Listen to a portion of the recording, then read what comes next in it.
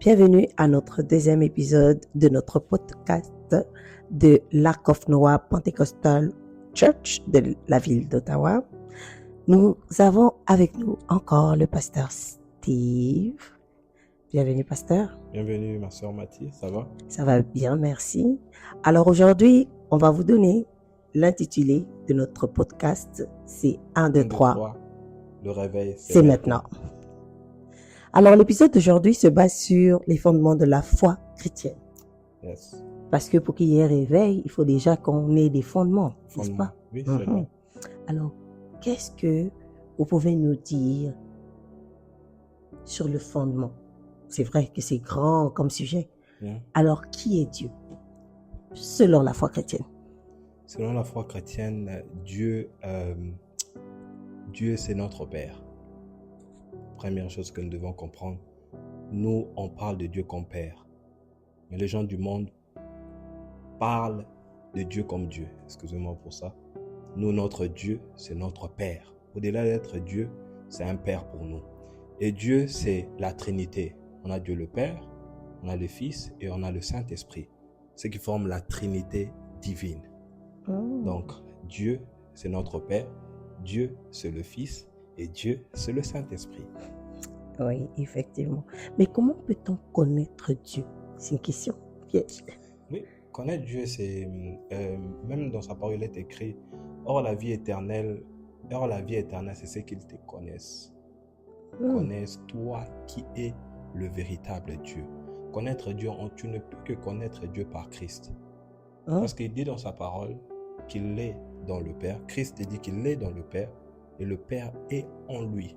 Donc, nul ne vient au Père sans passer par lui. Pour connaître Dieu, d'abord, il faut donner ta vie à Christ. Donc, tu deviens enfant de Dieu. Après avoir donné sa vie à Christ, maintenant là, il faut maintenant manger ce qu'on appelle la parole de Dieu. On connaît Dieu que dans sa parole. D'accord. Alors, si je comprends bien, je vais poser une question comme ça. Est-ce que pourquoi, pour une personne qui a déjà un père, il va aller chercher à avoir Dieu comme père? Quelle est la différence? Ah, je comprends. Et une autre chose que nous devons comprendre, sur la terre, nous avons des pères, le père que Dieu nous a donné, ce qui est normal. Mais dans le monde spirituel, nous avons un père. Parce que tu dois comprendre, ma sœur Mathie, c'est que nous sommes en train de vivre sur la terre, nous sommes juste en mission. Et nous avons une vie après la terre. Oui, merci.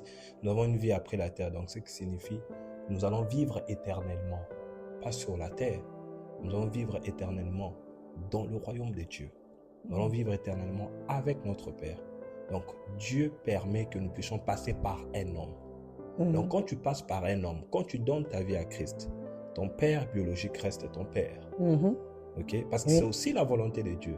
Maintenant, et quand tu donnes ta vie à Christ, tu deviens aussi fils ou enfant de Dieu. Je peux dire ainsi. Tu deviens enfant de Dieu. Donc, tu as ton père qui est Dieu, qui est le véritable père. Et puis, tu as le représentant de Dieu qui est sur la terre, qui est ton père biologique. Ok. Alors, si je comprends bien, Dieu, c'est la Trinité. On revient toujours sur Jésus-Christ. Pourquoi Jésus-Christ est-il le centre de la foi chrétienne? Jésus-Christ est le centre de la foi chrétienne d'abord parce que c'est lui le chemin. C'est clair, il dit qu'il est le chemin, il est la vérité et il est la vie. Jean 14, 6. Oui, c'est ça. Il est le chemin, la vérité, la vie. Donc, nul ne vient au Père sans passer par lui. C'est le Père, en fait, Jésus-Christ, c'est Dieu lui-même. C'est l'incarnation de Dieu sur la terre. Tu comprends? D'accord. Donc, le Père nous a envoyé le Fils sur la terre pour notre salut. Il n'y a pas de chemin. Ok. Il n'y a qu'un seul chemin qui nous amène vers le Père. Vers le Père, qui est le Christ. D'accord. Wow. Alors, c'est tellement émouvant. Comment la vie de Jésus est-elle un modèle pour les croyants? La vie de Jésus est un modèle pour nous. Premièrement, dans sa manière d'être. Mhm. Quand vous lisez la parole de Dieu, vous allez remarquer que Christ vivait avec tout le monde. Oui. Les païens, Mhm. soi-disant, les chrétiens. Maintenant, là, on n'appelait pas les gens des chrétiens, des disciples. Mhm. Il vivait avec des disciples. Il vivait avec tout le monde. Oui. Et il prêchait dans des synagogues. Il Mhm. guérissait les malades. Mhm. Il faisait tout cela par amour. Ah, l'amour. Donc, le centre de Christ, tout ce qu'il faisait, vous allez remarquer qu'il dit, avant même de prier pour quelqu'un, Christ a eu compassion. Oui. Quand vous lisez chaque verset, vous allez remarquer que dans chaque verset, on dit que Christ a eu compassion. Mhm. Donc, c'était par compassion que Christ faisait cela. Oui. Vous comprenez? Donc, c'était par compassion que Jésus faisait cela. Donc, et la question, c'est encore quoi? C'était comment sa vie était un exemple pour nous. La vie est un exemple par amour. C'est juste l'amour. C'est l'amour de Dieu. Parce que tout ce qu'il faisait et tout ce qu'il continue à faire jusqu'à maintenant, c'est par amour. Oui. Donc, c'est ça. Donc, Dieu est ça. amour. Dieu est amour. Mhm. D'accord. Alors là, on a parlé de Dieu le Père. On a parlé de Jésus-Christ qui est Dieu le Fils. Oui. Maintenant, on parle du Saint-Esprit. Le Saint-Esprit, qui est le Saint-Esprit et quel est son rôle? Le Saint-Esprit est la troisième personne de la Trinité divine. Oui. Donc, le Saint-Esprit, c'est l'Esprit de Dieu. C'est celui-là qui sonde le cœur de Dieu. C'est celui-là qui nous révèle des choses. Caché. Oui, il sonde même les secrets de Dieu. C'est lui l'Esprit de Dieu. La parole de Dieu est en train de dire, il vous conduira dans la vérité. C'est celui-là qui nous conduit dans la vérité. Là, maintenant, je rentre dans des rôles, les rôles du Saint-Esprit. Donc, il nous conduit dans la vérité. Christ a dit, il m'est avantageux que je m'en aille, afin que le Saint-Esprit vienne. Parce que lui, il allait nous guider. Il allait nous guider. Il allait nous conduire dans la vérité. Il allait nous révéler des choses. Et une autre chose aussi que le Saint-Esprit fait en nous, le Saint-Esprit il crie à notre esprit, Abba Père. Donc quand vous lisez la parole de Dieu est en train de dire, l'Esprit de Dieu crie en nous, Abba Père. C'est par l'Esprit de Dieu, c'est par le Saint-Esprit, c'est par le Saint-Esprit que nous parlons en langue. C'est par le Saint-Esprit que nous prophétisons. Oui. C'est par le Saint-Esprit que nous avons des visions. Au dernier jour, dit Dieu, je répondrai mon esprit sur toute chair. Oui. Vos fils et vos filles prophétiseront. C'est par l'Esprit que nous prophétisons. C'est par l'Esprit que nous parlons de la part de Dieu. Le Saint-Esprit, c'est celui-là qui nous conduit dans la vérité. Donc le Saint-Esprit est une personne. Wow. Au-delà d'être une puissance, c'est une personne. Oui. Le Saint-Esprit, c'est un ami. Le Saint-Esprit peut même te dire comment t'habiller. Le Saint-Esprit peut même t'enseigner comment méditer. Et Genèse, Apocalypse peut te révéler Christ là où il est. Oui. Donc le Saint-Esprit est le meilleur ami. Là, vous avez répondu même à une autre question. Ma question suivante, c'était comment le Saint-Esprit agit-il dans la vie des croyants? On a déjà répondu. Alors, que signifie être rempli du Saint-Esprit? Parce que j'entends les gens dire, il était rempli du Saint-Esprit. Et on se rend compte, on se dit, être rempli du Saint-Esprit, c'est comme si on avait mangé tout un restaurant ou quoi. Mais c'est quoi être rempli concrètement pour une personne qui cherche le Seigneur, qui veut rentrer, qui veut avoir les fondements, c'est quoi être rempli du Saint-Esprit? Merci ma sœur Mathie, c'est une très bonne question. D'abord, être rempli du Saint-Esprit, premièrement, ce que nous devons savoir, c'est un travail interne. Donc, ça veut dire être rempli du Saint-Esprit, c'est être dépendant du Saint-Esprit. Tu dépends de l'Esprit. En fait, être rempli du Saint-Esprit, c'est là où le Saint-Esprit est en train de travailler en toi. C'est là maintenant où on parle de 9 fruits de l'Esprit. Là, on voit l'amour. Donc, l'amour, c'est le premier fruit de l'Esprit. Là, on voit la patience, on voit la bonté. En fait, c'est ça. On parle des fruits de l'Esprit. C'est ça, en fait. Être rempli du Saint-Esprit, c'est le travail interne que le Saint-Esprit fait en nous. C'est ça, être rempli du Saint-Esprit. Donc, être dépendant du Saint-Esprit. Ressembler à Christ. C'est vraiment le travail que le Saint-Esprit fait à l'interne. Mais je peux parler de quelque chose, ça va édifier plusieurs personnes. On a être rempli du Saint-Esprit. Quand on parle de baptême de l'Esprit, on a être rempli du Saint-Esprit. ce qu'on vient de parler. Mhm. 2, on a être revêtu du Saint-Esprit. Oh. Revêtu du Saint-Esprit. 3, on a être embrasé par le feu. Ce sont les 3 baptêmes du Saint-Esprit. Ah, d'accord. C'est être rempli du Saint-Esprit. Ok. Dans la chambre haute, ce qui s'était passé, ils n'étaient pas remplis de l'Esprit. Ils étaient embrasés par le feu. C'est pourquoi la parole de Dieu déclare des langues semblables aux langues de feu est descendu sur eux. Oui. Parce que ce qui s'est passé là, après être embrasé par le feu, Pierre et les autres sont sortis pour aller maintenant parler de la part de Dieu. Quand tu es rempli du feu, c'est là où la personne a le go de sortir pour parler de la part de Dieu. Cette flamme-là qui est dans le cœur. Être rempli du Saint-Esprit, c'est le travail interne. Être revêtu de l'Esprit, c'est ce qu'on parle de l'onction du Saint-Esprit. Ah. La parole de Dieu dit, l'Esprit de Dieu est sur moi, car il m'a oint. Tu vas remarquer qu'après le baptême d'eau, l'Esprit de Dieu est venu sur Christ. Oui. Et c'est qu'on parle, l'Esprit de Dieu est venu sur Christ, et Christ est rempli de l'Esprit. C'est 2 choses. L'Esprit est venu sur Christ. Deuxièmement, il est rempli de l'Esprit et le Saint-Esprit a conduit Christ dans les déserts. Ça, c'est être rempli de l'Esprit. Oui. Troisièmement, la parole de Dieu dit, car l'Esprit de Dieu est sur moi. Donc, être revêtu, c'est l'Esprit qui est sur toi. C'est ce qu'on appelle l'onction du Saint-Esprit.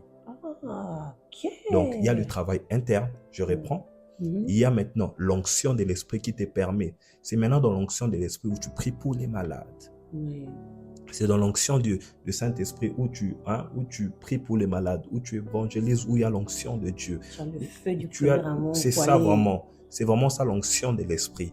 Et la 3e chose ou la 4e chose, je ne sais plus, c'est le feu de l'Esprit. Le feu de l'Esprit, peu de gens ont ça. Même les hommes de Dieu, même les serviteurs. Parce que pour garder cette flamme, il faut avoir des défis. C'est pourquoi tu as remarqué qu'après que Pierre a gagné 3000 âmes, il allait gagner encore 5000 âmes. Parce que le feu ne peut que demeurer allumé que si tu as des défis. Aujourd'hui, je gagnais 5 personnes. Demain, je dois gagner 10. Tu gardes cette flamme allumée. Oh. Tu gardes. Pourquoi on parle de réveil? Maintenant, on est en train de parler de réveil. Le réveil, c'est le feu. Pourquoi on commence un mouvement? Parfois, on commence et après, comme on n'a pas de défis, le réveil ne peut pas demeurer quand on n'a pas de défis. C'est maintenant là où le feu continue. C'est là où le feu continue. Et quand nous perdons le feu, quand nous perdons les défis, on perd le feu et on garde seulement être revêtu de l'Esprit que l'onction. Waouh, ça c'est terrible. J'aimerais revenir sur une question. Là, je remonte, je vais reparler de Jésus-Christ parce que je pense que je n'ai pas posé une question essentielle. Quelle est la signification de la naissance, la mort et la résurrection de Jésus-Christ? La naissance de Jésus, c'est juste l'accomplissement de la prophétie qui a annoncé le Messie. Oui. Donc, c'est lui le salut. C'est lui la porte étroite. C'est lui la vie éternelle. Amen. C'est lui le chemin. C'est lui la vérité. C'est lui la vie. Nul ne peut aller vers le Père sans passer par lui. C'est lui qui nous amène vers le Père. Il est dans le Père. Le Père est en lui. Donc, sa naissance, c'est l'accomplissement de la prophétie. Oui. Abraham, quand tu vas dans Genèse, dans l'histoire d'Abraham, Christ s'est révélé. Dans l'histoire de Moïse, Christ s'est révélé. Donc, je parlais de ça. Sa naissance, c'est la prophétie qui annonçait que la lumière allait venir sur la terre. Oui. Donc, c'est ça, c'est la prophétie. Nous avons parlé de la mort. La mort, c'est aussi l'accomplissement de la prophétie de Dieu. Donc, la mort, c'est notre victoire. C'est notre victoire. Christ est mort. Christ est mort. La mort de Jésus est comme un pont. Ça se dit, non? Oui. Et comme un pont. Un pont, plutôt. Oui. Parce que la parole de Dieu dit que c'est lui qui nous amène vers le Père. C'est par sa mort que nos péchés sont effacés. Parce que Christ est mort pour nos péchés. Donc, il a pris nos péchés. Oui. Il est mort. Il a vaincu la mort. Il a vaincu la mort. Oui. Donc, c'est ça. Et la troisième chose, c'est la résurrection.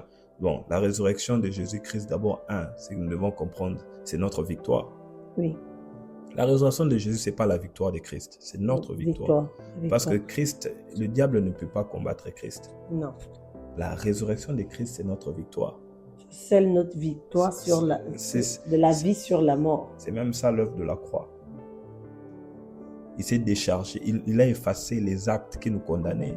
Oh oui. Il a effacé les actes qui nous condamnaient. C'est par sa résurrection que nous sommes appelés des enfants de Dieu. Que nous avons le passeport du royaume céleste. Ah là là, waouh. Là, je vais rebondir avec une dernière question. Donc, si je comprends bien, le salut, pour qu'il y ait le salut, il faut que Jésus-Christ ait vaincu la mort et vaincu le péché aussi, parce qu'il est mort pour nous racheter, comme on nous dit. Donc, il fallait absolument qu'il meure pour que nous soyons pardonnés. Mais c'est ça, Jean chapitre 3, verset 16. Car Dieu a tant aimé le monde qu'il a donné. C'est en donnant qu'il nous a repris. Ouais. Il s'est donné pour nous avoir. Il s'est donné pour nous avoir dans son royaume. Il dit dans sa parole, Maman Mathé, ce n'est pas vous qui m'avez choisi. Je vous ai choisi, je vous ai prédestiné pour être des fils de Dieu. Donc, c'est ça.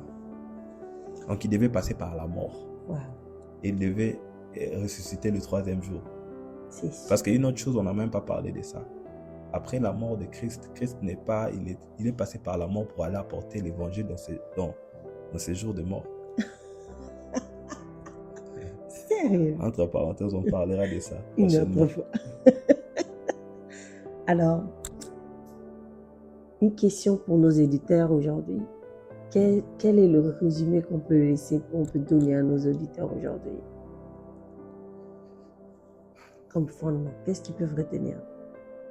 J'ai une seule chose à vous dire. Si vous êtes d'accord, vous allez juste dire Amen.